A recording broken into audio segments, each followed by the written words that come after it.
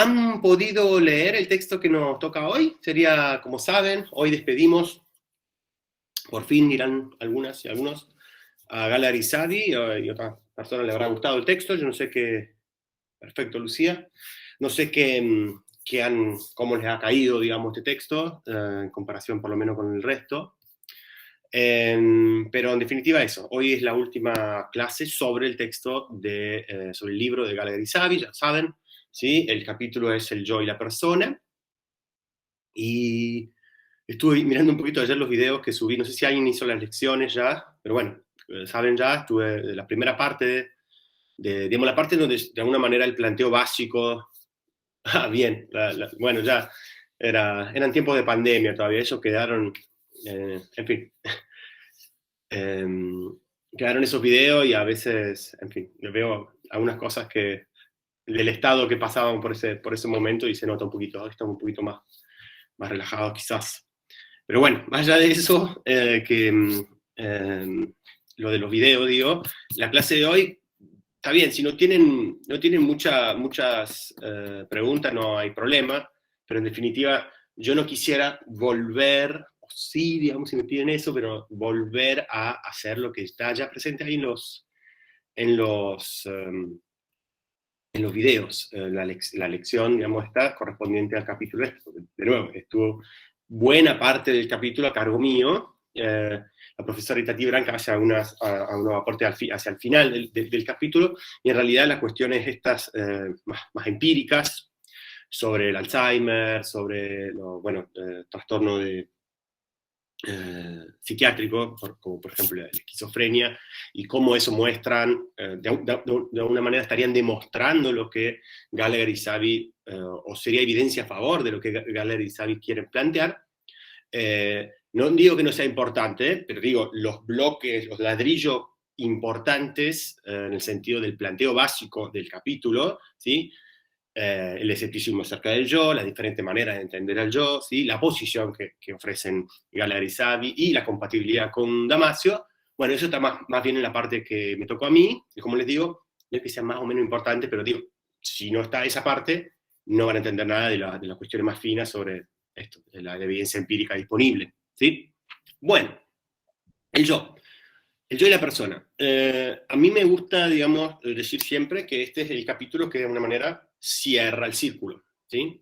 Porque si usted, bueno, yo lo digo explícitamente en el video, en el segundo video que me tocó grabar en ese entonces para las lecciones, el planteo que nosotros trabajamos al comienzo, digamos, que sería el capítulo 3 en realidad, no es el primer capítulo del libro, pero es el primero que trabajamos acá, la idea de una autoconciencia prereflexiva, es fundamentalmente, ¿sí?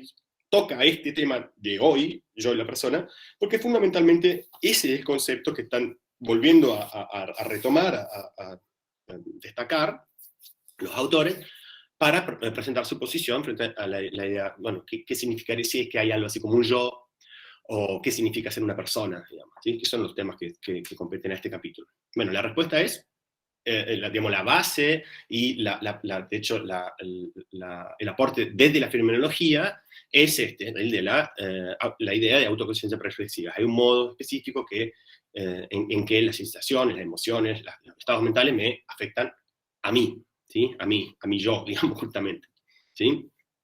Y en eso se basa la idea de ello experiencial que ellos van a defender. A mí me gustaría que ustedes entiendan bien todo el resto. ¿Qué es escepticismo acerca del yo? ¿Qué es neuroescepticismo? ¿Cuál es la posición de Metzinger, ¿no es cierto? Que ha sido como un feroz, digamos, crítico de la idea de que hay algo así como debiera haber algo así como una ciencia del yo, que en realidad él dice que la idea de yo y de persona son más bien de sentido común y no tienen mucho que hacer, digamos, en ámbitos científicos, ¿sí? Y hay bases empíricas, o digamos, hay evidencia que mostraría eso, que él, bueno, recaba obviamente siendo neurocientífico de las neurociencias contemporáneas, ¿sí? Bueno, eso, y después, también otra cuestión muy importante que me gustaría que entiendan bien, son las tres posiciones, ¿sí? Las tres propuestas que van a considerar positivas, ya no escépticas, ¿sí? Sobre cómo concebimos al yo. Porque eso también es una cosa, me parece, que es una cosa, no, no es un detalle, de hecho, es una cuestión que tiene que tener en cuenta. Una cosa es negar que haya algún asidero. Sí, eso, Lucia, lo del polo de identidad, esas son las tres, recuerda la idea de polo de identidad pura, la idea de yo narrativo y la idea de yo experiencial. Esas serían tres propuestas positivas, ¿sí? Que ya de entrada van a decir, sí, hay algo allí, hay algo, digamos, a trabajar, tanto de la filosofía como, particularmente, para el caso de la psicología, desde la ciencia, ¿no? Y, a ver, voy a leer la pregunta, pero en el polo de identidad dice que el sujeto puro no puede experienciarse. Bueno, eso lo vamos a trabajar ahora, Lucía, ya vamos a eso, está bien, esa es una buena pregunta y una pregunta que deberían manejar. Como les digo, estas son las posiciones, las grandes posiciones. Después ya los casos particulares de la evidencia empírica, que digamos, llevan agua para el molino de Galler y Savitt, no es que de nuevo no sea importante, pero lo es menos respecto de estas grandes posiciones. Ahora, lo que quería decir, como para cerrarlo con una suerte de introducción al tema, es que una cosa es negar la utilidad, y no solo la utilidad en el sentido de que es un concepto que nos puede servir, digamos, en ámbito científico para elaborar teoría, o como objeto de estudio, ¿sí? Una cosa es aceptar o negar eso, ¿sí? Que haya o no una ciencia del yo, y otra cosa, que obviamente está vinculada, pero es otra cosa, es cuáles son las diferentes maneras en que lo entendemos, como para que estemos todos, digamos, de acuerdo sobre lo básico, ¿sí? ¿Qué es? O sea, está bien, hay o no ciencia del yo, ¿tienes asidero o no una noción de yo? Bueno, pero ¿bajo qué acepción? ¿O en qué sentido estamos hablando de yo? ¿Sí? Esa sería la diferencia. Y bueno, lo que empiezan a decir Galler y Savitt es que no hay acuerdo ni por su existencia o no, o su genuinidad, o sea, que sea genuino como objeto científico, que sea un objeto científico, digamos, que amerite nuestra atención, básicamente, ¿sí? No hay, por un lado no hay acuerdo sobre eso, y tampoco hay acuerdo sobre las diferentes maneras de concebir, de entenderlo, de concebir al yo, ¿sí? Eh, el, eh, la forma de escepticismo, bueno, empiezan entonces con esta idea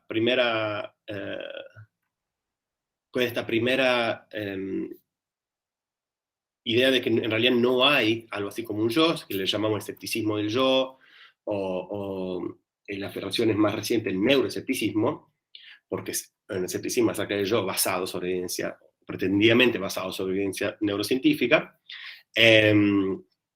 Lo que van a decir es que tiene sus raíces ya filosóficas, ya digamos, tienen por lo menos unos cuantos siglos, digamos, la idea de negar que sea un concepto que tenga algún tipo de asidero, ¿sí? Que se corresponda con algo allá afuera, en el mundo, básicamente, ¿sí? Y bueno, eso, de nuevo, no son tan importantes los nombres y los apellidos, pero en definitiva la idea que comenzó un poco con Hume es que es también introspectiva, digamos, la idea es que yo, haciendo introspección, ¿sí? Mirando para adentro, lo que experimento es una seguidilla, una secuencia, ¿sí? El flujo de la conciencia, que se llama, ¿no? De experiencias diferentes, ¿sí? Yo, por ejemplo, acabo de tomar un sorbo de café, ¿sí? Y de eso estamos hablando, ¿no? Y obviamente yo ahora estoy muy concentrado, bueno, en la medida de lo posible ya a esta altura del año, pero concentrado y tratando de ser lo más claro posible, pero la idea es esta. Al hacer introspección, al mirar hacia adentro, ¿sí?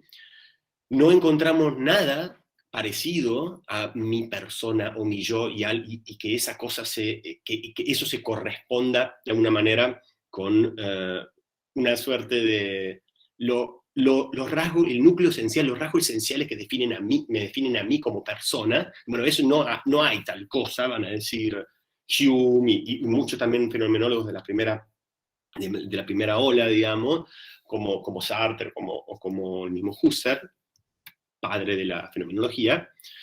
Y entonces se trata en realidad más bien de algo que utilizamos, digamos, y nos sirve utilitariamente, o sea, nos sirve de alguna manera hablar en términos de yo y mi propia persona y demás, pero que eso es más bien una cuestión de sentido común o de la del discurso, digamos, llamémosle de la calle, de todos los días, cotidiano, pero que no tiene nada que ver con el ámbito científico o, bueno, o filosófico, digamos, serio, ¿no?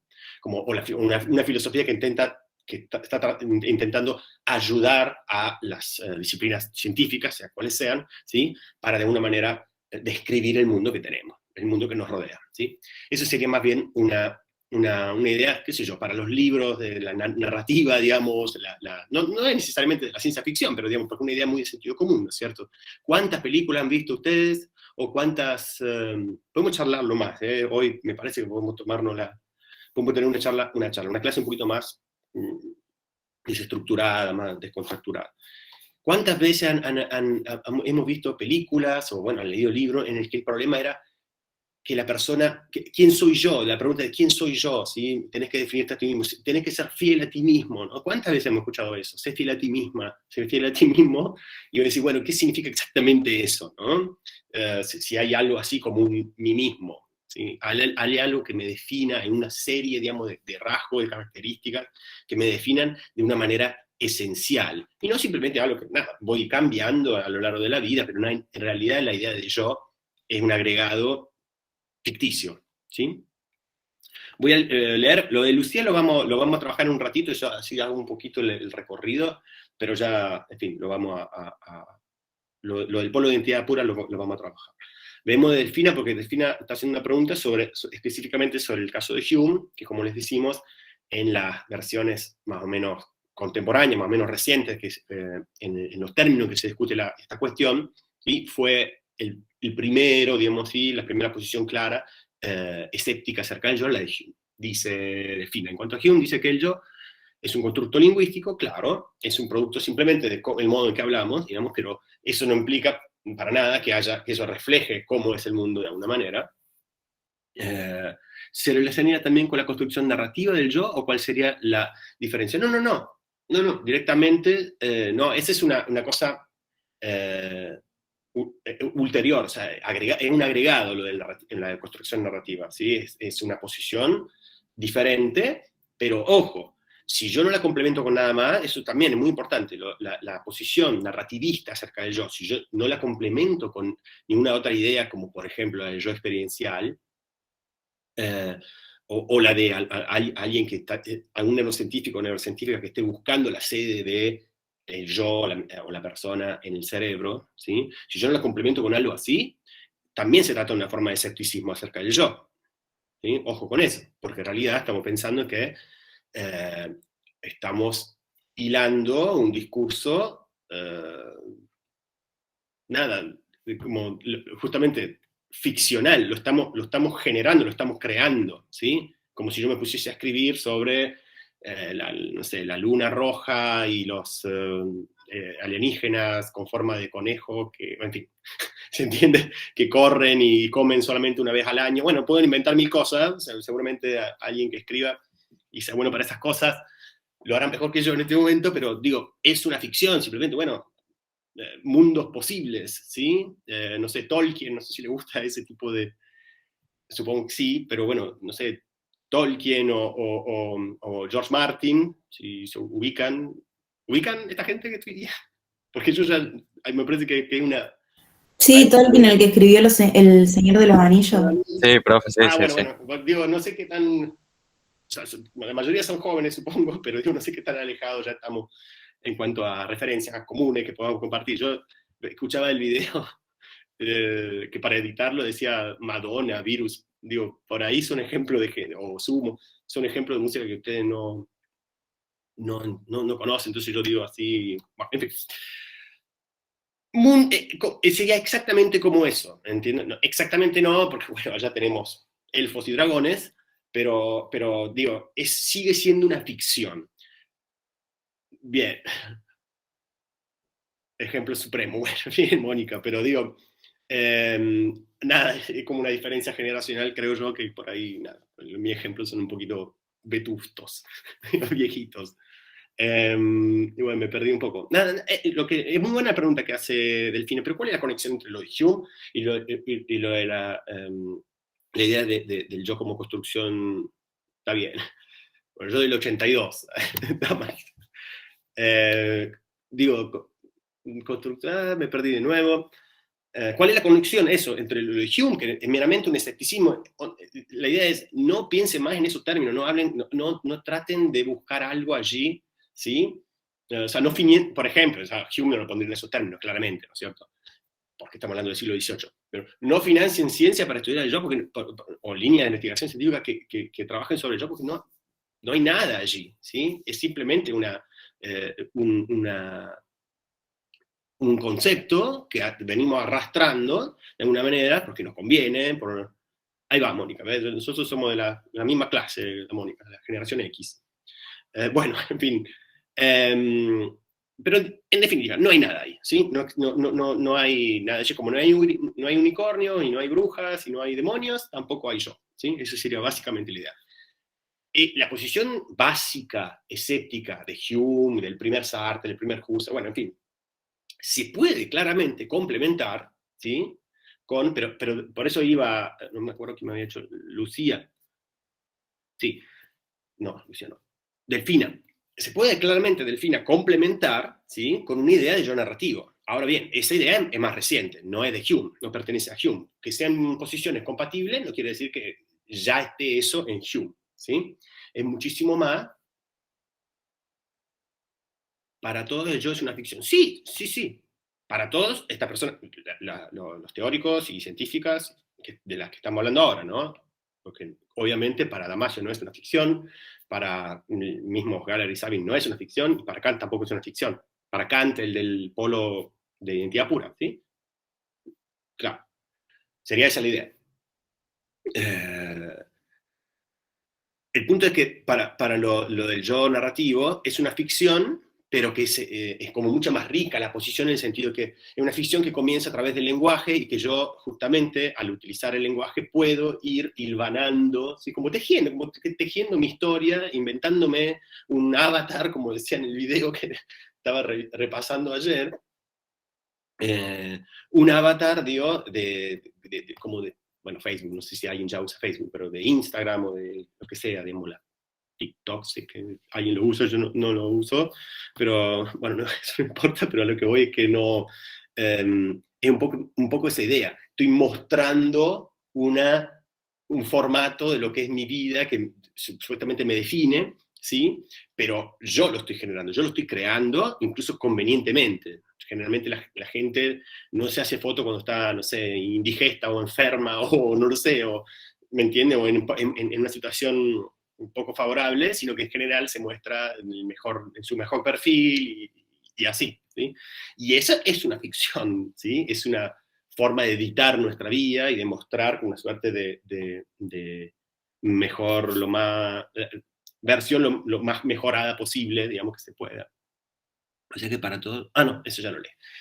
¿Está claro? Entonces, esa sería la idea. La diferencia entre Metzinger y que simplemente dice, no solamente dicen que el yo es una ficción, el yo es una ficción y no es muy importante, en el sentido, ya sentado eso, nos dediquemos a otra cosa, ¿sí? Aclarado eso, nos dediquemos a otra cosa, sería un poco la idea de Hume, del primer Sartre, del primer Husserl, la idea de Husserl, el primer Husserl, ojo, porque después cambian las posiciones, es que no hay una fenomenología del yo. No nos pongamos a pensar acerca de cómo se sentiría así como ser una misma persona, o el sí mismo.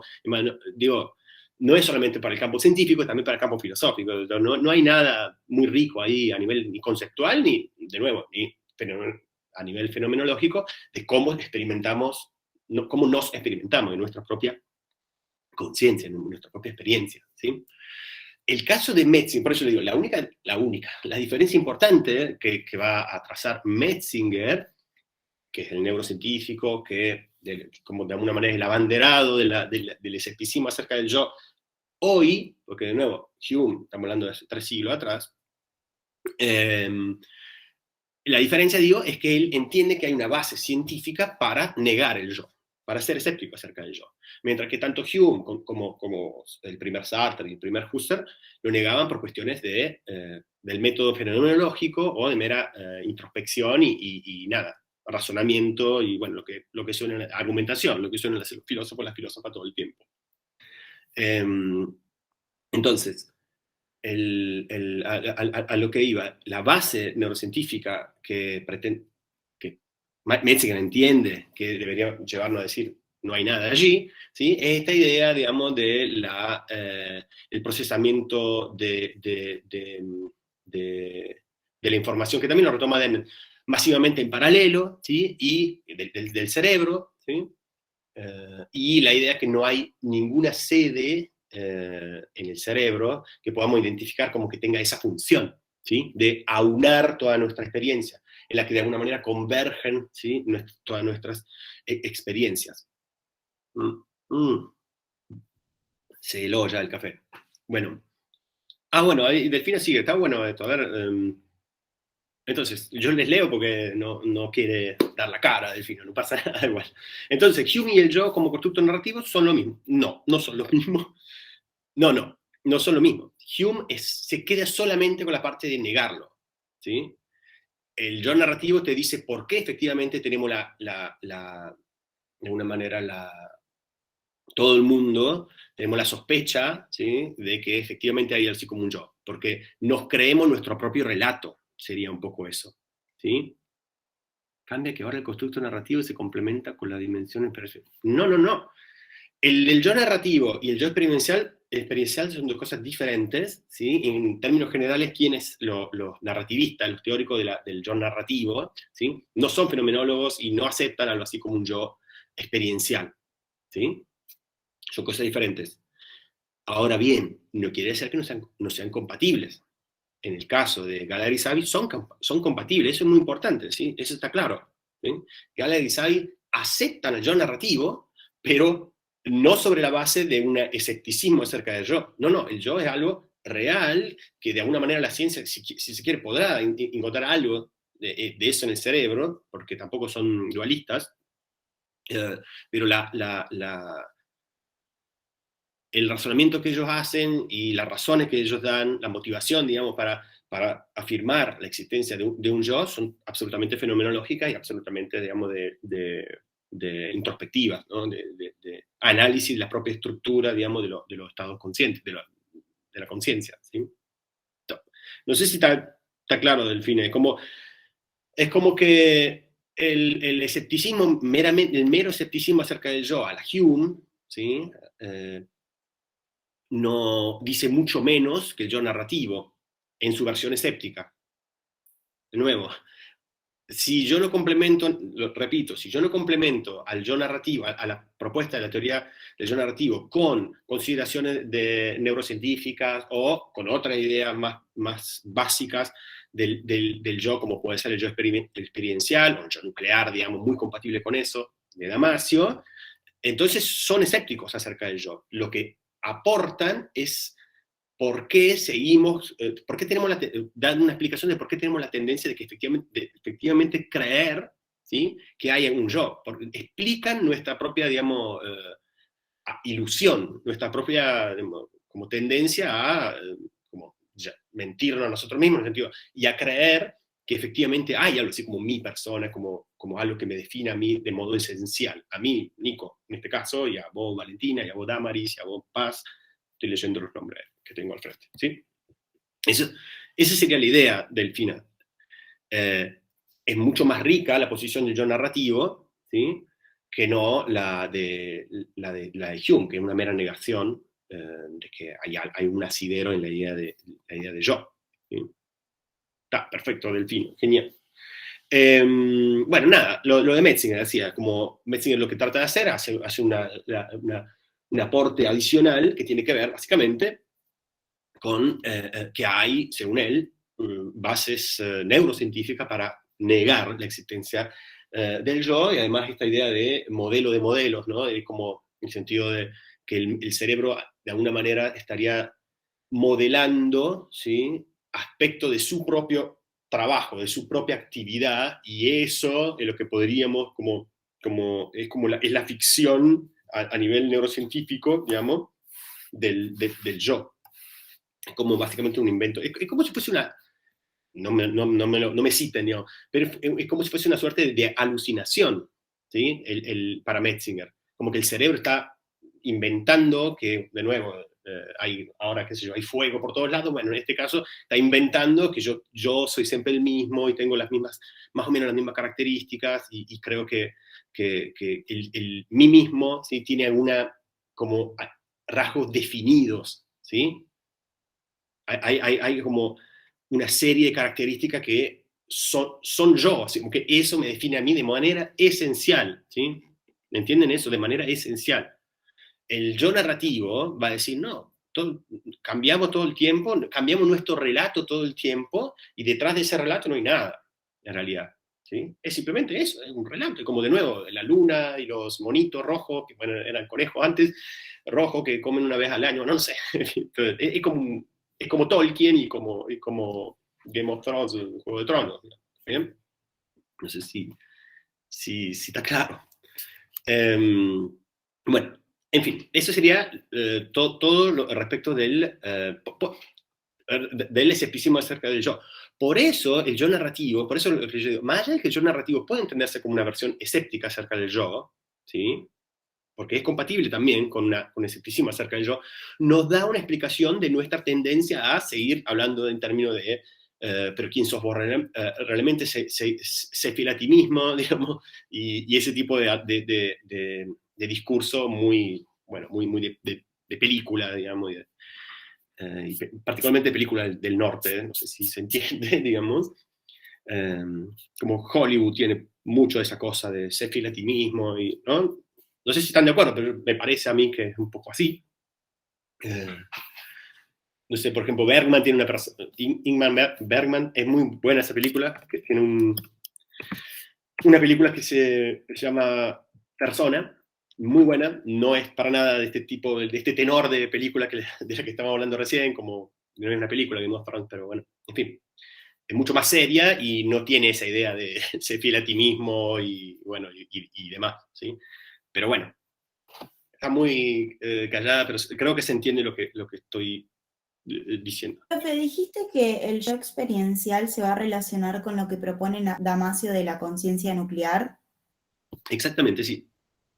De alguna manera, ellos van a decir, miren, qué casualidad, hay una versión muy potente, digamos, una teoría como muy potente, quiere decir que tiene buen asidero, en el sentido, Damasio es uno de los neurólogos que ha tenido de más renombre, digamos, en los últimos años, por lo menos, en los últimos años ya estoy hablando de... El boom lo hizo con el error de Descartes, bueno, todo esto de teórico, de bien, ¿no? Más o menos. Entonces, es como decir, nuestra posición, Galeazzi Savi, nuestra posición, que entiende que además de la cuestión narrativa, que ellos no la van a negar, de nuevo, ojo, es compatible con lo que están diciendo, no van a negar el yo narrativo, ¿sí? Además de eso, van a decir que son antiescépticos, son realistas acerca del yo, pero fundamentalmente por la idea de yo experiencial, ¿sí? Y bueno, y van a decir, miren, hay un tal Damasio que parece que es bastante respetado y sus teorías son bastante difundidas o son muy seguidas, digamos, muy trabajadas. Estoy saliendo de una gripe. Bueno, que es agua para nuestro molino, estaba diciendo Galeazzi. Es muy compatible lo que está diciendo Damasio, ¿sí? Y en esa división entre dos tipos de conciencia, una mucho más básica, inmutable, en el sentido que no va cambiando a lo largo de la vida, mucho más, digamos, del tipo de autoconciencia que podamos compartir todo el mundo, autoconciencia prereflexiva, que este autor llama conciencia nuclear, pero que también habla de una ampliada, que en el caso humano es viabilizada por el lenguaje, bueno, en fin, etcétera, etcétera, y dice, y eso es lo que nosotros también llamamos yo narrativo. Así que esa posición, digamos, que tiene dos grandes caras, se parece mucho, es análoga a la que también propuso este gran neurólogo que se llama Antonio Damasio. Entonces sí, totalmente. Y es esa parte que le digo más hacia el final, yo creo que me quedaría más con eso, con lo de Damasio, y no tanto con los ejemplos más finos del final, para lo mismo, para lo que están haciendo Galeazzi, es decir, esta es agua empírica para nuestro molino, es agua científica para nuestro molino, ¿entienden? Nosotros somos fenomenólogos, hacemos análisis del lenguaje y hacemos, digamos, una introspección, bueno, un análisis de la estructura de la propia conciencia, pero eso no quiere decir que no podamos, y eso es lo novedoso también del libro este, ¿no? Husserl, Sartre, no es que no le importaba la ciencia, digo, pero no se hubiesen puesto a actualizarse, digamos, sobre estas cuestiones, no le hubiese interesado, ¿sí? Por eso, más, digo, para cerrar, no le hubiese interesado lo interesante y por ahí lo que aportan, digamos, la actualización que hacen Galler y Savy de la fenomenología tiene que ver con los puentes que trazan con investigación científica más o menos reciente, más o menos actualizada, digamos. Eso es lo que le dio en casi toda la clase, le vine diciendo, los capítulos más lindos, me parece, como, bueno, de percepción y cómo conocemos a los otros, tienen que ver para mí con ese éxito, el éxito de conectar problemáticas y preocupaciones y posiciones filosóficas, más o menos clásicas o no, o más o menos recientes, no importa, digamos, pero con teorías, modelos, evidencia científica más o menos reciente y más o menos, digamos, que tiene cierto nivel de aceptación en la comunidad científica hoy. Eso es lo más interesante para mí de todo lo que vimos, de este texto, digamos, que acerca, ¿sí? Acerca preocupaciones filosóficas que en su inicio, les digo, eran muy anticientificistas, de hecho, ¿sí? Husserl, Sartre, no digo anticientificistas, pero digamos, estaban un poco peleando con el positivismo de la época, ¿sí? Esto deberían saberlo, hasta los 50, más o menos, del siglo pasado, ¿no? En 1950, obviamente, de 1950, el positivismo era la posición filosófica en filosofía de la ciencia más fuerte, y era no solamente filosófica en el sentido de que la comunidad filosófica habla en esos términos y están todos más o menos de acuerdo, perfecto. No, el mismo conductismo, la escuela conductista de Skinner y Watson, fue muy influenciada por el positivismo, y el positivismo estaba como permeando ámbitos muchos ámbitos de las ciencias, ¿sí? Entonces, nada, contra eso un poco estaban yendo. Y acá estamos de nuevo acercándonos, ¿entienden? Están como volviendo a acercarse a la ciencia. Está diciendo, bueno, estoy como haciendo un poco es como si fuese la clase de introducción del texto este. Lo que están haciendo es mostrar cómo la fenomenología en particular, tan alejada, por lo menos en sus orígenes, de ámbitos científicos, puede hacer aporte a esos ámbitos científicos, al ámbito, a la psicología, a la neurociencia, ¿sí? Puede hacer aporte, y miren los puentes, y miren las conexiones que estamos trazando. Eso es para mí lo más destacable de este texto. Paz, no te voy a decir, no, ni siquiera lean, no miren, digamos, la última parte, no quería decir eso, ¿no?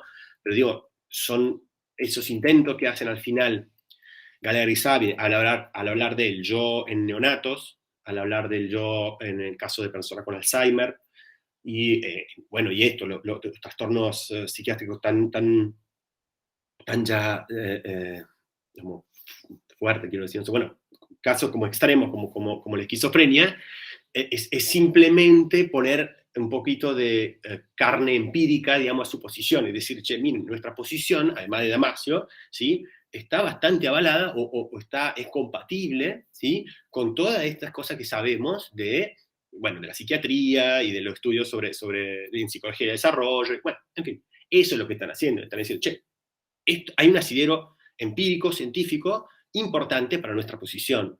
Entonces digo, no es que no es importante, pero digo, es solamente esa parte. Si ustedes no entienden las posiciones, porque no son escépticos, digo, tiene que estar muy claro lo primero para poder luego entrar en las cosas más finas de qué evidencia podemos recabar para defender una idea de yo experiencial, por ejemplo. ¿Sí? Sería básicamente esa la idea. ¿Sí? O sea, no quiero decir que no lo estudien, eso quería decir. Bueno, si quieren seguimos con la segunda posición, que de nuevo ya hemos dicho varias. No, la primera. Vamos a la pregunta que me habían hecho antes, del yo, que es la posición que podemos atribuir más claramente a Kant, que yo sí lo escribo, pero ¿quién no ha visto el nombre de Immanuel Kant? Supongo yo, me dirán ustedes, pero el filósofo más conocido de la historia, probablemente, o sea, digo, más conocido en el sentido de que nada, personas que no han tenido una formación ni en filosofía, ni quizá en estudios terciarios, no podrían llegar a conocerlo. A eso solamente quería decir eso. Se la debemos a Kant por varias cosas, en realidad. Ha sido la posición más elaborada, digamos, de una manera como muy específica, digamos. Ha ido como hilando muy fino en todos los detalles de esta posición el señor Kant. Y la idea es que tenemos que pensar, digamos, la idea es muy diferente, lo de Kant, muy diferente al yo experiencial y muy diferente respecto del yo narrativo. Muy poco tienen que ver. Obviamente estamos siempre hablando del yo, pero las razones que da Kant para creer, para creer en la idea de un yo, creer fundamentalmente, digamos, en la idea de un yo, son razones lógicas, básicamente. Nosotros no puede pensarse, digamos, que nosotros, seres humanos, tenemos, y nadie lo negaría, creo, todas las experiencias que tenemos, experiencias que son coherentes, que nosotros de alguna manera podemos ordenar, podemos entender, ¿sí? Yo siempre hacía esa diferencia, en el video está, con el neonato, apenas nace, digamos, uno podría pensar que su visión del mundo, digamos, aquello que, el modo en que ordena el mundo, es justamente un modo muy desordenado, ¿sí? Destellos de luz, sombras o figuras, digamos, que se mueven sin demasiado como sentido, ¿sí? Lo que dice Kant es que si nosotros podemos decir, todos los seres humanos tenemos, no eso, sino una experiencia consciente mucho más, de nuevo, ordenada, estructurada, ¿sí? Que yo pueda retomar, ¿te acordás de esa vez cuando sí, me acuerdo perfectamente de lo que pasó? Bueno, eso, no podemos creer en eso si es que toda esta estimulación que tenemos, que nos brinda, digamos, nuestro entorno, no es ordenada de alguna manera, ¿sí? Bueno, este sería el sujeto trascendental kantiano, que no hace falta meterse con Kant, le aseguro, no hace falta meterse con Kant, pero el punto acá es una es una motivación más bien lógica, es una condición necesaria de posibilidad para que nosotros podamos tener experiencias coherentes, ordenadas, estructuradas, como las que efectivamente tenemos. Tenemos que partir de esa base, ¿no? Tenemos que creer que tenemos experiencias de este tipo, más o menos ordenadas, coherentes, ¿sí? Me hacen una pregunta sobre Kant. Decía que al pensar el yo pensante sería condición necesaria de la experiencia. Sí. Exactamente. Necesitamos un polo, justamente, ¿sí? Una suerte de eje, o sea, un punto, como si fuese una brújula, ¿sí? Al que se dirijan todas nuestras experiencias. Y toda nuestra experiencia quiere decir todas las sensaciones que nos proveen del medio. Y una vez que todas esas sensaciones, estamos diciéndolo muy en términos generales, todas esas sensaciones, una vez que están filtradas, digamos, por este yo, que sería este sujeto trascendental kantiano, que ahora lo pensamos en otros términos, como un polo de identidad pura, ahí es cuando efectivamente podemos experienciar en primera persona experiencias conscientes, ordenadas, coherentes, ¿sí? Básicamente que el mundo no se nos mueve la estantería cada 2x3, básicamente. Y tenemos todos los días más o menos experiencias similares y que podamos entender, que podamos ordenar, digamos, en nuestra visión de mundo, ¿sí? Pero, digamos, la motivación de Kant, ¿sí? Es básicamente la motivación. El razonamiento que hace es prácticamente por razones lógicas, ¿sí? No podría darse de otra manera. Necesitamos sí o sí postular. Él lo está postulando, no lo está descubriendo. Eso es la pregunta que me hacían sobre Kant. No es esto fruto de una investigación empírica. Yo no puedo estudiar eso, ¿sí? no puedo encontrar ese polo de identidad pura, y tampoco es la cuestión, llamémosle fenomenológica o psicológica en nivel, digamos, introspectivo, digamos. No voy a encontrar ese yo de alguna manera. ¿Por qué? Porque justamente ese yo es aquello que hace posible que yo pueda hacer introspección, por ejemplo, ¿sí? Es lo que yo le decía, es como que está detrás del escenario, ¿sí? Ese yo. Yo no puedo mirar lo que está, yo simplemente veo el escenario, ¿sí? Veo las experiencias y demás, pero no puedo ver lo que hay detrás, digamos, del escenario, el tras bambalinas, llamémosle, ¿sí? Entonces no es ni una verdad o sí, llamémosle verdad empírica, ni una verdad obtenida a través de la introspección, ¿sí? O sea, yo no puedo ni experienciar, digamos, ese yo, el de Kant, ¿no? El de la pura identidad pura. Yo no lo puedo experimentar en primera persona para nada, porque justamente es condición de posibilidad de la misma experiencia, como que está detrás de eso, ni es para nada, menos aún, un producto de la investigación empírica, del tipo que sea, ¿sí? Del tipo que sea. ¿Está bien? Neurocientífica, no existía la neurociencia en las épocas de Kant, psicológica, de ningún tipo. Básicamente sería eso. Es una suerte de postulado con orden de necesidad, ¿sí? Un postulado necesario para que nosotros podamos tener una experiencia estructurada, ordenada, unificada, coherente, bueno, ¿sí? Todo eso.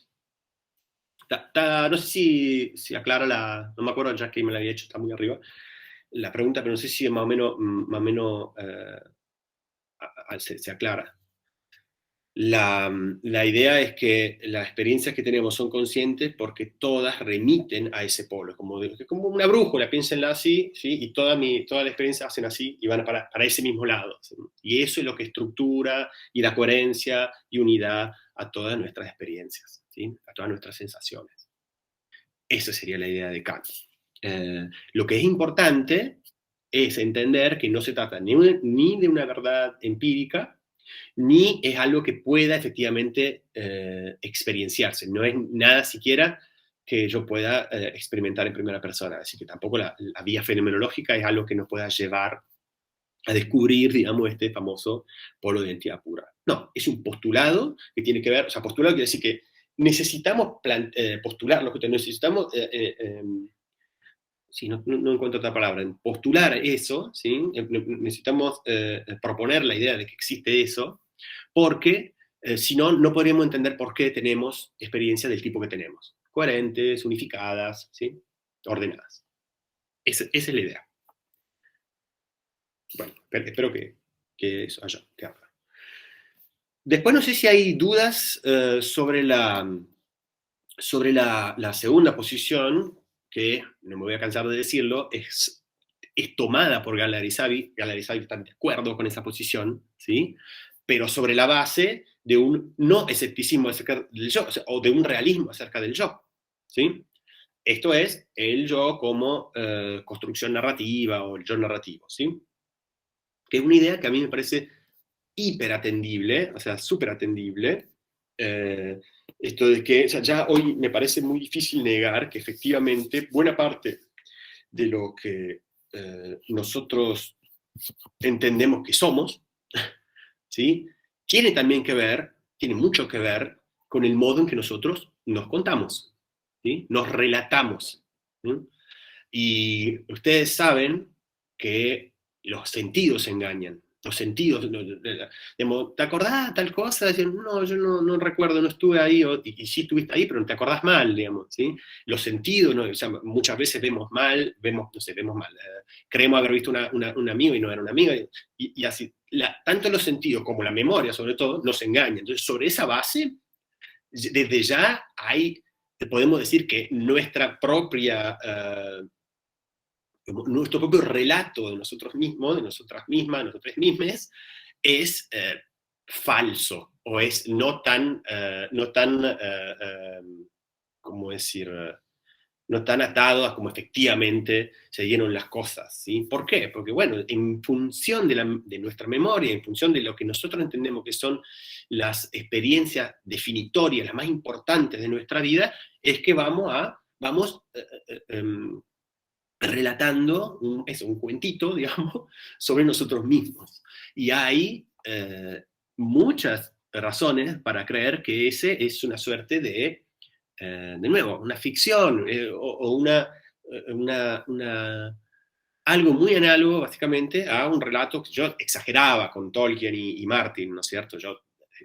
Obviamente no vamos a tampoco delirar, digamos, sobre qué es lo que somos, de dónde venimos, ¿sí? Porque viene de hubo gente que conocida, sobre todo artistas, que querían ser extraterrestres y venir de otro lado. Digo, bueno, está bien, eso puede ser, son casos muy extremos, pero digo, de personas sanas, digamos, pero que tienen un relato muy descabellado. No sé si se le ocurre a alguna, a mí se me ocurre varias personas, artistas, ¿sí? Que creían de alguna manera venir de otro lado, ¿sí? De ser bueno, no sé, no digo extraterrestre, pero algo parecido a eso. San Ra, por ejemplo, no sé si conocen San Ra. ¿Alguien conoce San Ra? No, es un jazz, bueno, no importa. O Nina Hagen. Yo conozco mucho de música, entonces me voy mucho con eso de ese ejemplo. Muy humildemente conozco mucho de música, sonó muy... Pero digo, hay gente que tenía relatos muy descabellados ya, y bueno, eso claramente, ahí te das cuenta que sí, bueno, sí es una ficción, por lo menos en lo que es mi cosmovisión de las cosas, que realmente no creo que haya personas entre nosotros que sean alienígenas o algo así.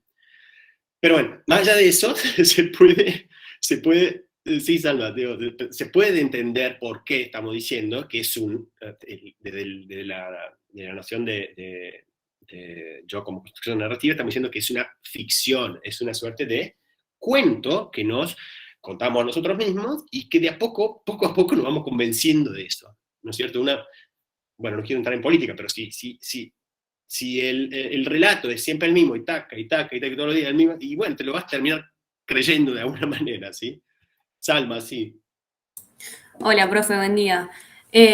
Una amiga mía tuvo 4 brotes psicóticos y en los 4, y creo que tuvo más de 4, Sí. en todos afirmaba que veía aliens y, bueno, extraterrestres y que ellos le bajaban información, Claro. pero ella lo dice muy segura y muy como es así y te abre la cabeza de una manera increíble. Yo cuando la escucho es como, wow, no puedo creer que toda esta información la tenga una persona y nada, es como bastante loco que gracias a un brote psicótico le haya abierto tanto la cabeza. Es raro de decir y también de pensar, pero es impresionante cómo habla mi amiga, ¿viste? De todo esto, de su experiencia como con brotes psicóticos. ¿Por qué lo entendés como que le haya abierto la cabeza, en el sentido como que estaba limitada y ahora no lo está más? No sé si te sigo, pero... Es una persona muy extravagante y muy como intuitiva y todo, y al haber tenido tantos brotes psicóticos, porque ponele a los 21 años estaba teniendo un bar a ella, tipo a su dirigencia. Y nada, es como que le abrió la percepción del capitalismo, de un montón de cosas que por ahí la sociedad no ve, y eso lo tuvo gracias a su información, entre comillas, de la bajada de info esta de los extraterrestres. Sí. Está bien. Igual está bueno el aporte. Ahí hay que ver el brote psicótico, hay que ver si tu amiga, digamos, se la puede... No sé, en fin. Sí, estuve en hospitales psiquiátricos y todo, o sea, estuvo claro. como 10 meses internada, o sea, Sí. ahora la ves hoy y está regia, tiene un local de ropa y está regia, pero bueno, es como bastante loco pensar que tuvo 5 o 6 brotes psicóticos y nada. Claro. Sí. Sí, yo estaba tratando de pensar en términos de salud mental, en el sentido de alguien que se supone, digamos, por lo menos, que no tiene bueno, algún tipo de trastorno muy grave, como lo que yo les decía, San Ra, son personas, digamos, que, ¿saben? Eran muy especiales, ¿no? Claramente eran muy especiales, o Nina Hagen, como les digo, pero esas personas tenían un relato y se lo creían, sobre sí mismos que era como muy descabellado, en el sentido que ellos provenían de otros planetas y además, y bueno, ese era su relato, digamos. Y yo simplemente quería tensionar un poco la cuestión de que los relatos que vos, Salma, no sé, Bianca, Nazareno, todos nosotros, claro, es diferente, sí, por eso, nos hacemos de nosotros mismos, es también en una ficción, pero obviamente no una ficción, no es una ficción tipo ciencia ficción, ¿sí? Una ficción tan descabellada, o que nosotros, o yo por lo menos, en fin, creería que sería algo descabellado pensar que me han depositado en esta tierra desde otro planeta, ¿sí?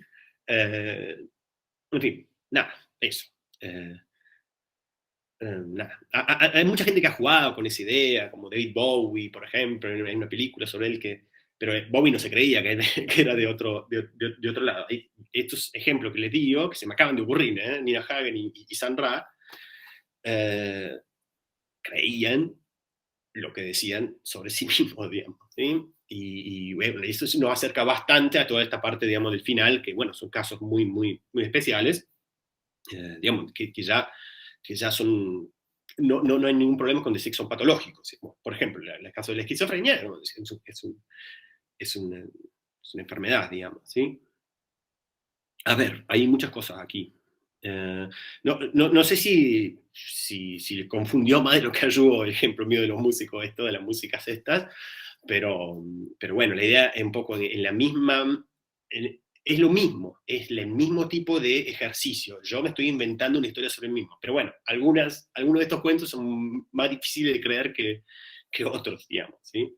Me parece a mí, por lo menos. Es el que el relato que cada uno de ustedes y yo mismo me hago, es bastante más atado, digamos, situado, digamos, y ubicado, digamos, en la Tierra en la que vivimos, en el planeta Tierra. ¿No podría ser que esa info ya la tenía y quizás esa experiencia le permitió una historia? Estaba hablando de la... Sí, podría ser. Estaba hablando, Erika, del caso de Salma, sí.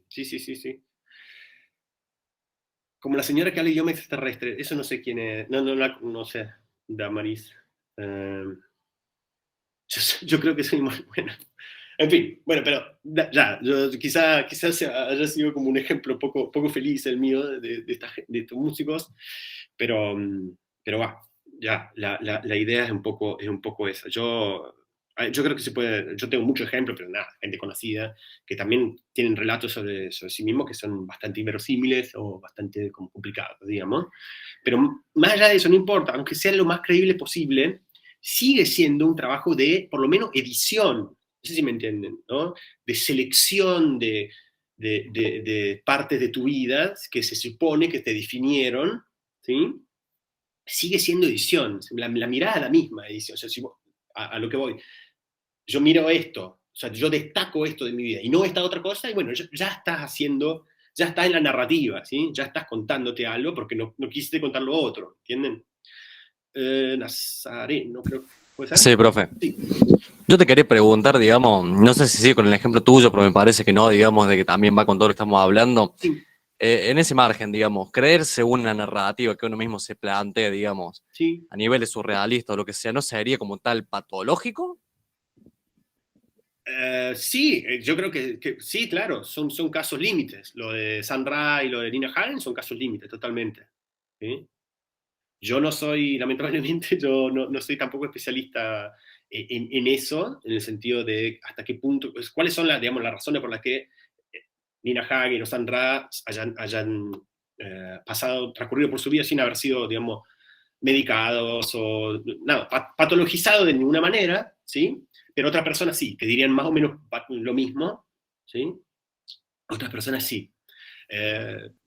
Yo creo que están medio en el Claro, límite. porque es medio delirio de grandeza. Gracias, profe. Sí, delirio de grandeza, sí, totalmente. Sí, yo soy esencialmente diferente al resto de las personas que me rodean, ¿sí? Y yo se lo describo, porque si quieren ver alguna San Ra es muy conocido. Nina Hagen ya es un poquito más, seguro que hay miles y millones de ejemplos más, pero bueno, es un poquito más desconocida quizás, pero bueno, viene de la New Wave alemana de los 80. No sé para qué, en fin, Pero bueno, para ahí hablar de ejemplos no está mal, está piola. Y sí, Nazareno, yo creo que sí. Están ambos ejemplos que te toman están un poquito en el límite, si se quiere, ¿sí? Como hay que ver, digamos, cuáles son las... de nuevo, deberían hablar con otros profesores, posiblemente de psicología, o sea, de que sean también psicólogos, y que le puedan decir por qué se traza esa línea, digamos, que no sé, por qué a Nina Hagen y a San Rand no lo hospitalizaron y a otras personas que pueden tener un relato del mismo tipo, ¿sí? Bueno, ahora estamos justo en un momento, ¿no? Están todas las pericias psiquiátricas que se están haciendo a estos, el responsable del atentado a la vicepresidenta. Bueno, eso es el tema que estamos trabajando. ¿Cuál es dónde se traza la línea para decir que es imputable o inimputable una persona? Es como muy complejo, me parece, y yo no estoy en condiciones de decirle, pero yo creo que se trataría de casos límites, porque claramente San Ra, que quería ser un extraterrestre, básicamente, y Nina Hagen no han sido patologizados, quizás no lo necesitaron, digamos. ¿Sí? O sea, no necesitan, no se lo veía que podían llevar unas vidas más o menos normales sin hacer daño a otra persona, que es lo más fundamental, digamos, creo yo, de esto, y no hacerse daño a sí mismas también, ¿no? Obviamente. Y bueno, en fin, sería muy, muy interesante que pudiesen seguir, digamos, estas consideraciones con otros docentes que estén más preparados que yo en esto, seguramente. Sí.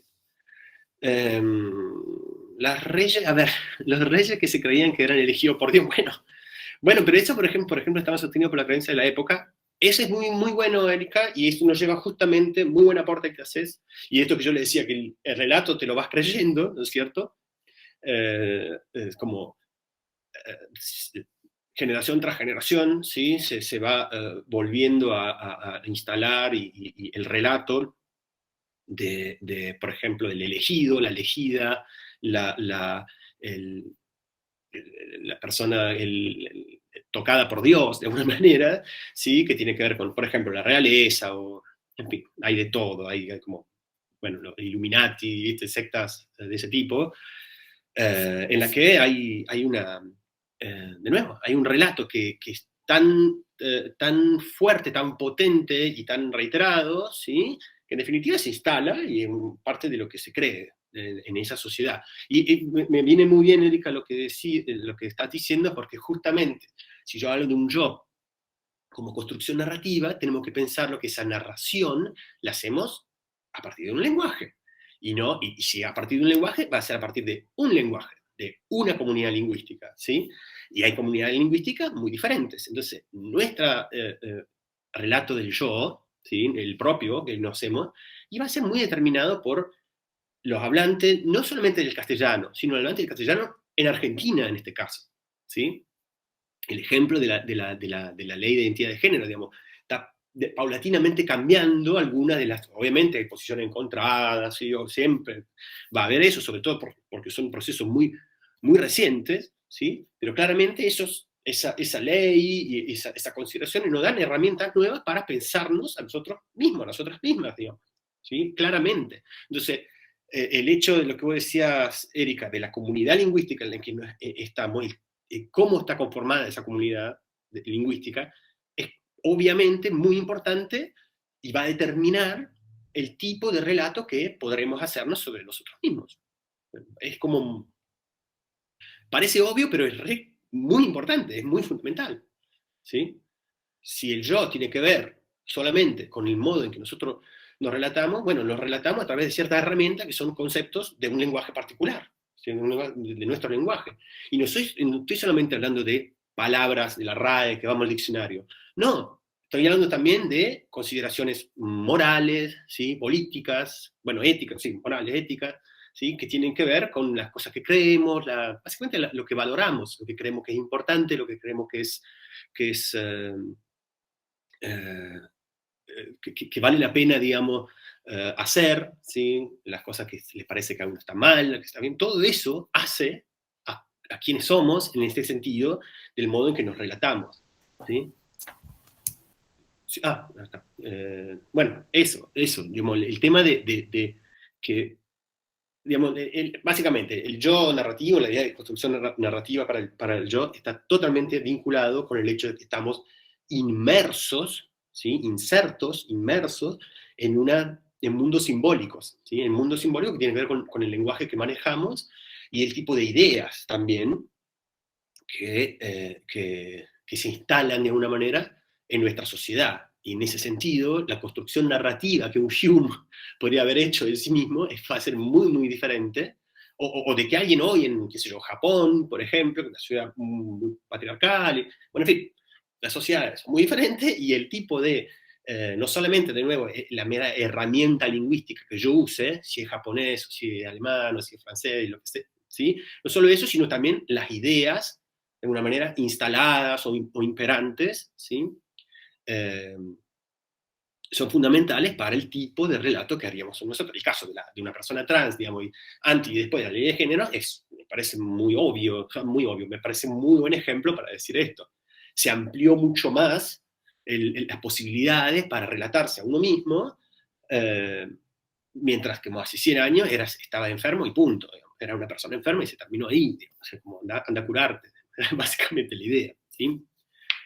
De nuevo, yo incluso en esto no estoy como preparado como para la ley Micaela, hice algunos cursitos, pero no estoy, en fin, hay gente que les puede contar estas cosas mucho mejor que yo, pero digo, esto está totalmente vinculado con el hecho de cómo nos contamos, cómo nos relatamos nosotros mismos.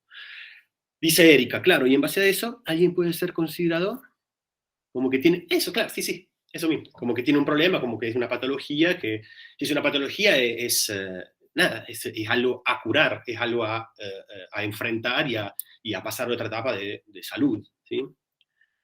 Llevado al extremo, dice Hitler. Sí, Hitler, tremendo extremo. Bueno, miren el relato de la época esa, ¿no? Si uno escucha la idea de la superioridad de la raza aria, sí, justifica los experimentos. Sí, totalmente. Totalmente, sí. Esos son buenos ejemplos. Sí, ejemplos son todas cuestiones bastante delicadas también, porque de nuevo, estamos tocando cuestiones políticas, éticas, de cómo debiéramos vivir, ¿sí? De qué es lo que es una vida buena, una vida como, que vale la pena llevar, ¿sí? Ese tipo de ideas, obviamente impactan sobre el modo en que nosotros nos entendemos nosotros mismos, ¿sí? Básicamente eso. Bueno, nada, muy rico me parece todo el tema. Obviamente, el tema del lenguaje, digamos, el hecho de que vivamos en comunidad lingüística también tiene que ver con los diferentes tipos de comunidades en las que estamos, ¿sí? Nosotros, bueno, hoy está muy este tema de la burbuja informática, que nos llega información siempre dándonos razón sobre lo que ya creíamos. Nosotros estamos, bueno, como ese círculo más chiquito, al comienzo es el familiar, después la cuestión más bien de las amistades, como confrontándonos con papá, mamá, al comienzo, con amigos, amigas, la gente no sé, de la formación, digamos, primaria, de las escuelas, las maestras, todo eso, ¿sí? Es la que nos va a ayudar eso, obviamente, digamos, a formar un relato sobre sí mismo, sobre cada uno de nosotros, ¿sí? Y bueno, en la medida que crecemos, uno esperamos, digamos, pueda salirse un poco más y empezar a pensar también en términos más qué sé yo, ponderados, más sesudos, digamos, ponerse a pensar, digamos, en el tipo de personas que somos y el tipo de personas que queremos hacer con herramientas que son un poquito más, me parece a mí, mejores herramientas, ¿sí? Que las que nos pueda dar, no sé, un mero reflejo con nuestros padres o con nuestra comunidad lingüística. A mí me parece un problema muy importante hoy. Estamos muy políticos hoy, pero bueno, ya está, estamos en las últimas clases, así que este hecho, ¿no? que es como la burbuja informática, como que vivimos en comunidades en las que nos validamos todo el tiempo.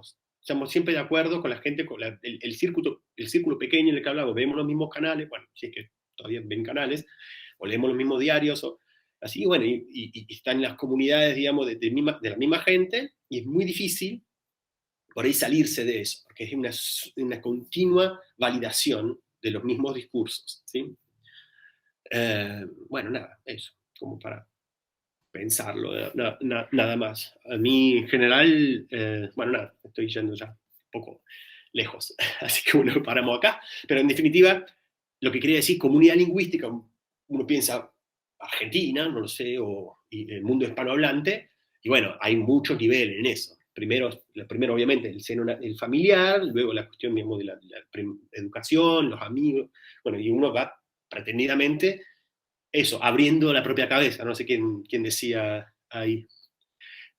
No es la última clase, Lucia, o sea, no, me dije, son las últimas clases, tenemos, repito, bueno, hacemos un paréntesis, esta es la última clase sobre Galari Savić, ya vamos a tener la última clase con contenido nuevo la próxima semana sobre Damasio, y ya las clases siguientes son todas de repaso, ¿sí? Vamos a tener el práctico integrador primero, luego un repaso para el parcial, y luego un repaso para recuperatorios, quienes necesiten, digamos, recuperar. Digamos, sería esa la idea. ¿Estamos? Esa sería la cuestión. Bueno, como ya lo dije, esta idea del yo como construcción narrativa no complementado con nada, o sea, solita, ¿sí? Es una idea escéptica. En realidad, el yo es un producto, ¿sí? Llegamos al yo por una suerte de, esta actividad de hilvanar, tejer una historia sobre nosotros mismos, ¿no? De nosotros mismas, ¿no? Sería esa la idea. El yo es simplemente el resultado de ese cuento, digamos, ¿sí? Si uno hiciese una sinopsis del cuento que estoy haciéndome hoy, bueno, ese es el yo. Pero en realidad la base es un escepticismo acerca del yo. En realidad no hay nada. Lo que hacen, contrariamente a Hume, bueno, no me acuerdo ahora quién era, Delfina, no me acuerdo, pero contrariamente a Hume, lo que hacen acá es no están explicando lo teórico del yo narrativo, están explicando por qué tenemos esta tendencia a creer que efectivamente hay alguien como yo y que esta persona más o menos se mantiene, que soy yo, se mantiene la misma todo el tiempo, que yo de alguna manera, Nico, soy el mismo que era a los 5 años y así, ¿sí? ¿Por qué? Lo que nos están explicando es por qué tenemos esa tendencia. Bueno, porque nos ayuda, porque eso también es muy importante. Es una ficción útil, ¿sí? Se trata de una ficción útil, nos sirve contarnos a nosotros mismos de esa manera, ¿sí? Recuerden la idea de Dennett, de Daniel Dennett. Él habla de un centro de gravedad narrativa, centro de gravedad narrativa, ¿sí? Entonces, de la misma manera que en física, lo digo en el video, que en física la idea de centro de gravedad es muy importante, aunque sepamos que a nivel, digamos, que en realidad se trata de un constructo teórico que es útil para la física, nos sirve, digamos, pensar en esos términos en física, de la misma manera nos sirve a nosotros, nos ordena pensarnos nosotros como una misma cosa, digamos, que tiene un núcleo, digamos, duro, digamos, y va como cambiando de a poquito, y digamos, nos da como de una manera unidad y continuidad.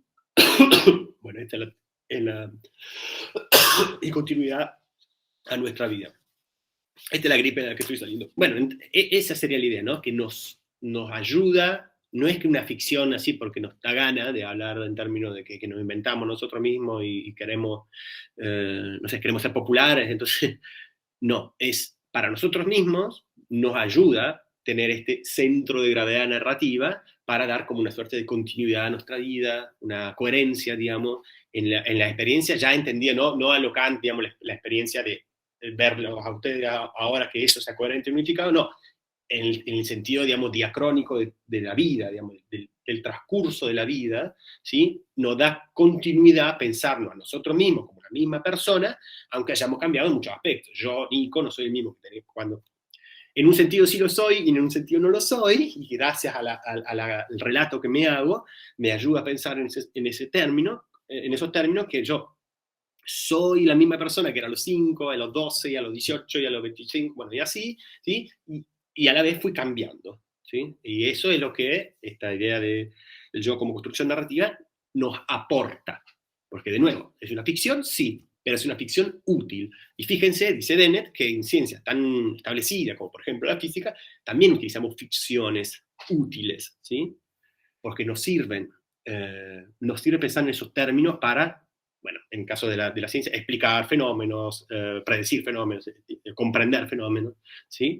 Y en nuestro caso, de nuevo, para tener una idea de continuidad y unidad, digamos, a lo largo de nuestra vida, ¿sí? Bueno, ahora, les dije ya que Gallagher y Savy no... ¿cómo puede ser las 11:30? Bueno, igual lo terminamos. Yo creía que hoy iba a ser como una clase de 1 hora, una cosa así, mucho más breve, pero digo, Gallagher y Savy, de nuevo, aceptan la idea de yo como construcción narrativa, la aceptan, pero sobre la base de una versión, una forma, digamos, mucho más relevante, ¿sí? y de base, ¿sí?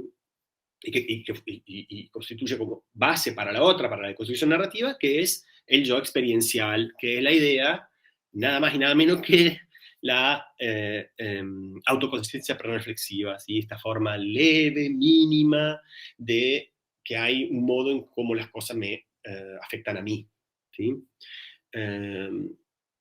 Recuerden, todas las experiencias son de alguna manera marcadas como mías, solamente porque las tengo yo, digamos, ¿sí? Y sería esa idea,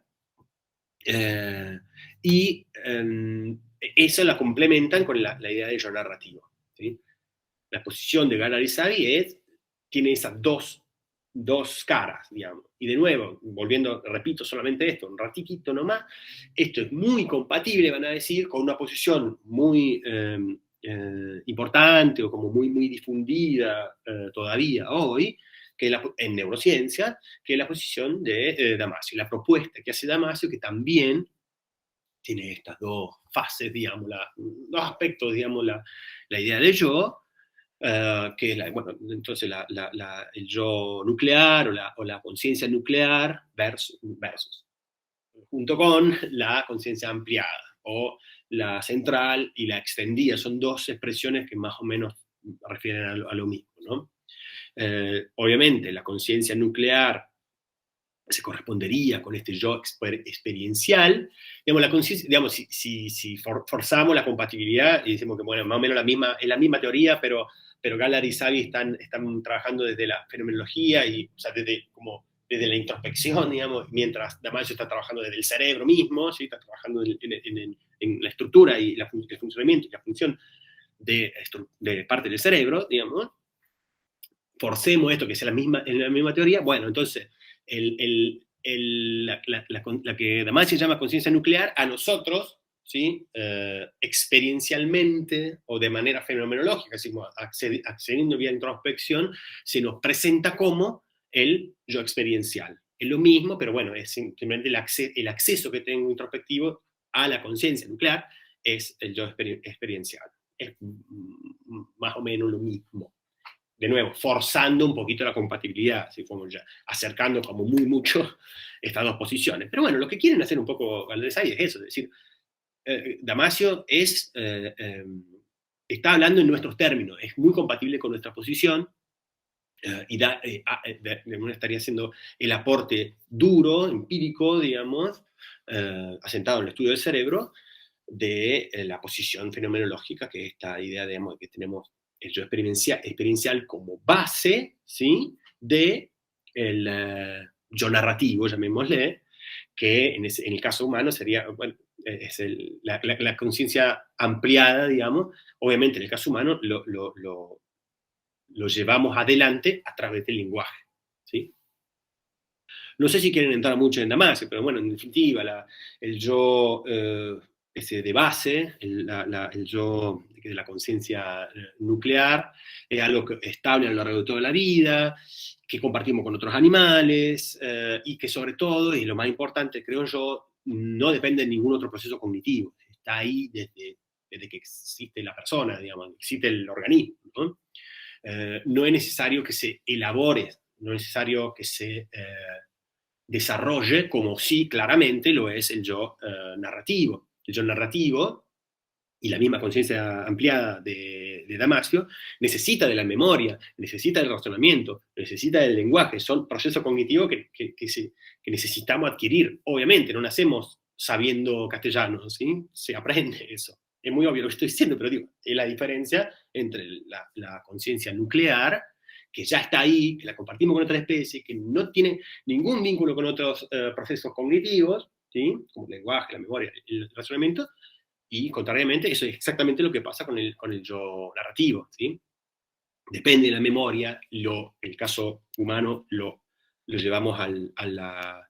Digo mucho el caso humano bueno, lo llevamos adelante a través del lenguaje, por esto que también está en el video, que hay quienes piensan en grandes simios, por ejemplo, como que también tienen algo así como un yo, entonces por eso no quiero solamente quedarnos con hablar de seres humanos y como nosotros lo hacemos, pero bueno, por ahí es complicarla más, ¿no? Pero bueno, sería esa la idea, una fuerte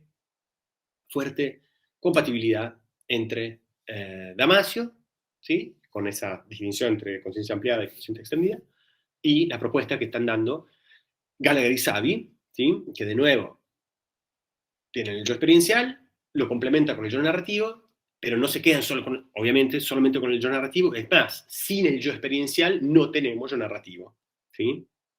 Sería esa la idea. O sea, a nivel de importancia, en ese sentido, como de cómo llegamos a tener un yo narrativo, bueno, sin el experiencial no tendríamos yo narrativo, ¿sí?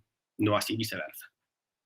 ¿Está claro? Eso es muy, muy importante. Y bueno, y después empiezan a dar esto, a ponerse más empíricos, digamos, y a decir, a dar ejemplos de cómo, por ejemplo, el niño, el infante, apenas nacido, tiene una conciencia de su propio cuerpo, ¿sí? En el sentido de que tiene una tendencia a alcanzar ciertos objetos que están a su alcance y no los que no están a su alcance. Son ejemplos, ¿no? Que tiene que ver con una experiencia de lo temporal, del tiempo, ¿sí? Y una experiencia del propio cuerpo.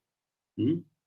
Eso manifiesta a nivel experimental, ahora en el sentido de estudios conductuales o comportamentales, ¿sí? En niños prelingüísticos, ¿sí? Cómo se manifestaría este yo experiencial, ¿sí? En esta idea de que hay una conciencia sobre el propio cuerpo y sobre el alcance que tiene, por ejemplo, para poder agarrar algo o no, o dejar de hacerlo porque hay una conciencia de mi propio yo, digamos, en ese sentido muy mínimo, muy básico y en un sentido instalado en el cuerpo, ¿sí? Corporizado de nuevo, ¿sí?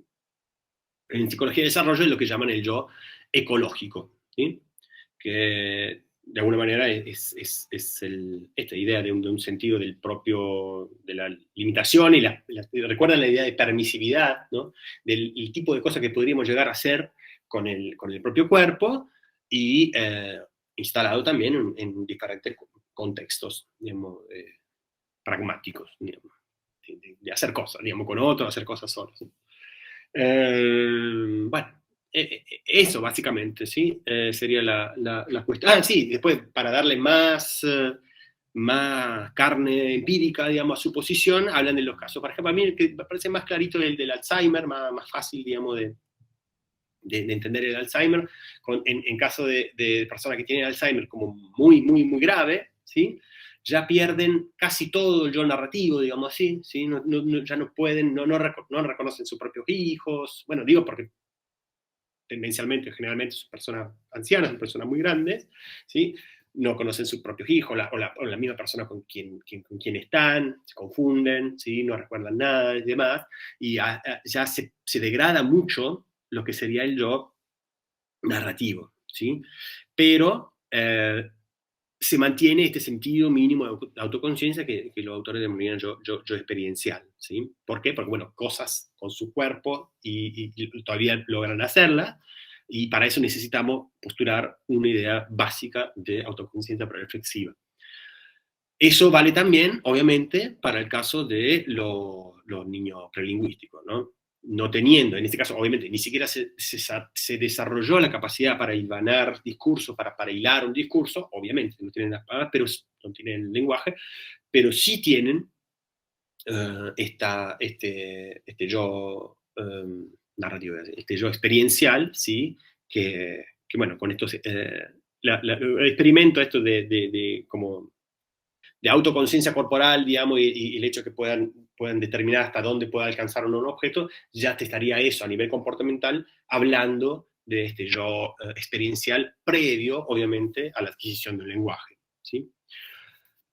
Cositas finales, me parece que cuando hacen una suerte de aporte, llamémosle etimológico, un aporte lingüístico, digamos, terminológico, más bien que terminológico era la expresión, que dice, cuando nosotros hablamos de persona o de personalidad, ¿sí?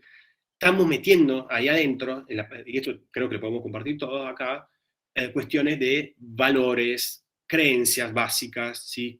Las cosas en las que uno cree, básicamente, ¿sí?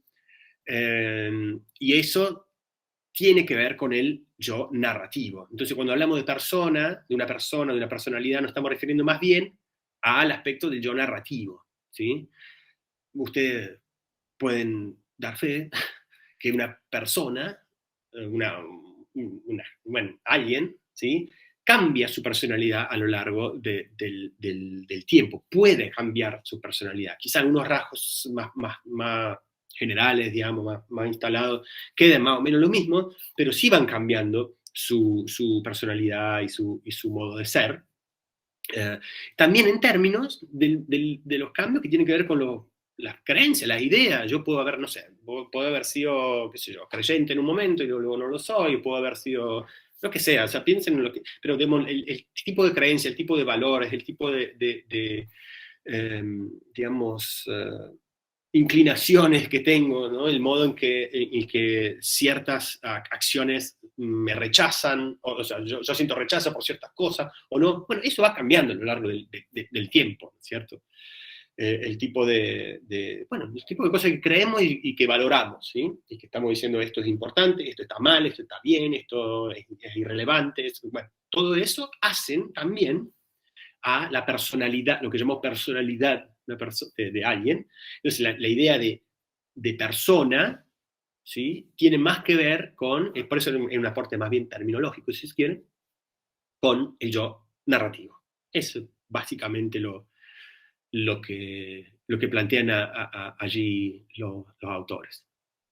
No sé si hay algo más que querían charlar, pero digamos, es un capítulo breve, lo han visto, ¿sí? Si le sacamos un poco de peso a la última parte, se quedan con poquito, digamos, poquito, no es poco en realidad, si lo entienden bien, estamos diciendo muchas cosas, pero digo, comparado con otros capítulos, es un poquito menos pesado y creo que los principales temas ya fueron expuestos.